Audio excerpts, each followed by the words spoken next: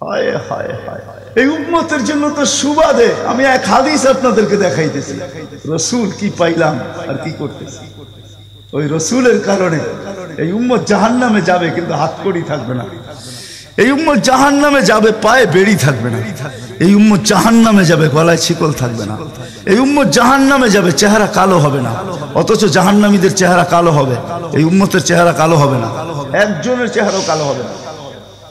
ফেরেশতা জিজ্ঞেস করবে, আল্লাহ চেহারা তো ঝকঝকে, গলায় নাই শিকল, পায়ে নাই বেড়ি, হাতে নাই হাতকড়ি, এটা আবার কি পাঠায় দিলেন? তো আল্লাহ জবাব দিবে, আমার বন্ধুর উম্মত, খবরদার।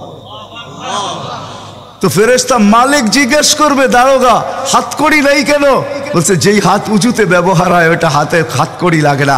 যেই পাও মসজিদের দিকে চলে ওই পায়ে বেড়ি লাগে না। যেই কপাল আমার কুদরতি পায়ে জীবনে একবারও আমাকে পাওয়ার জন্য ঠেকায়া দিছে, সেজদা করছে, ওই চেহারা কোনোদিন কালো হয় না, গলায় কোনোদিন চিকন লাগে না, 3 জায়গায় আগুন লাগাবে না। খবরদার, চেহারায়, হাতে, পায়ে, বাকি শরীরে লাগায়া দাও। আগুনকে যখন মালিক হুকুম দিবে ধরার জন্য, আল্লাহ আমাদেরকে শিখায় দিবে, স্মরণ করায় দিবে, আমরা কলেমা পড়তে থাকবো। আগুন আসবে আর যাবে, আসবে আর যাবে, ধরবে না। একবার, দুইবার, 3 বার হবে। মালিক কোরা চার্জ করবে, লাঠি চার্জ করবে, ধরিস না কেন? তো আগুন বলবে, লাইসালি সুলতানুন আলা মান ক্বালা লা ইলাহা ইল্লাল্লাহ মুহাম্মাদুর রাসূলুল্লাহ। এই কলেমা যে পড়ে তাকে ধরার ক্ষমতা আমার নাই।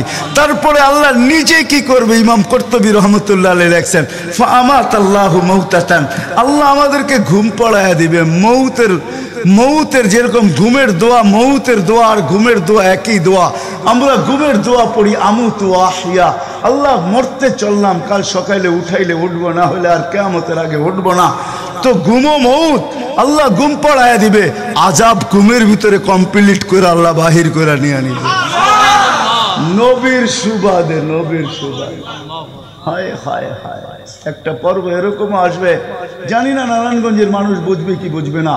একটা পর্ব এরকমও আসবে নবীর সুবাদে, একটা পর্ব এরকমও আসবে নবীর সুবাদে, এরকম একটা পর্ব আসবে।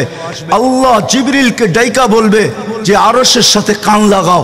তো দেখবে যে আরশের সাথে কান লাগা একটা ক্ষীণ আওয়াজ আসতেছে, যেইখানতে বলতেছে, হান্নান মান্নান আনকিদনি, ও হান্নান মান্নান আমাকে বাঁচানা। তো জিবরিল বলবে, বড় ক্ষীণ আওয়াজ, হান্নান মান্নান বলে বাঁচাইতে বলতেছে।